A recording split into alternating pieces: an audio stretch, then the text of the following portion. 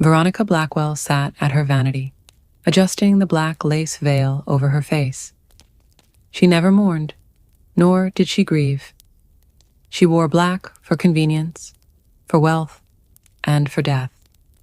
Children were burdens, distractions from her ambition, and she had discarded them as easily as old dresses. She had learned early that beauty was a currency. Her first husband, a wealthy banker, had showered her with gifts and love, but both his affection and the life of their child were short-lived. A tragedy, the world whispered. And when he too met an untimely end, the grieving widow collected her inheritance and moved on. Each marriage followed the same pattern: love, wealth, pregnancy, loss, and then another funeral. Veronica played the role of the sorrowful widow so well that no one questioned her. But the whispers grew. The Black Widow, they called her behind closed doors. Yet men still sought her hand, drawn to her hypnotic beauty. Then came Daniel Whitmore. He was different. A poet with ink-stained fingers, he had no fortune to offer, but he saw something in her that no one else had. Against all reason, Veronica fell in love.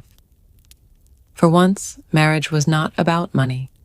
She wanted to give him a family, but years of manipulation and cruelty had taken their toll.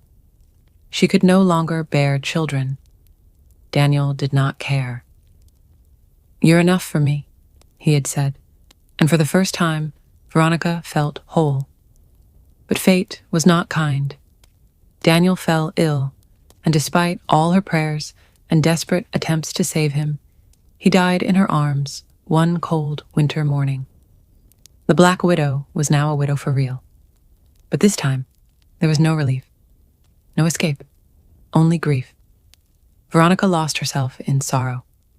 She wandered the streets in her veil, clutching Daniel's old clothes, whispering his name to the wind. She stopped eating. She stopped speaking. "This wasn't supposed to happen," she murmured to herself, her voice cracking with every word. One stormy night, she was found digging at his grave with her bare hands.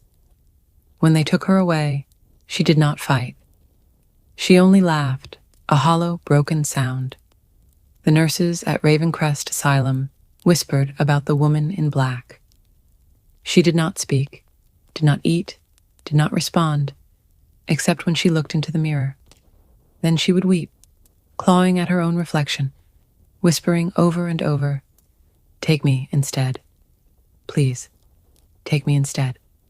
But fate never made deals, and so the Black Widow spent the rest of her days in a locked room, staring at a ghost that would never come home.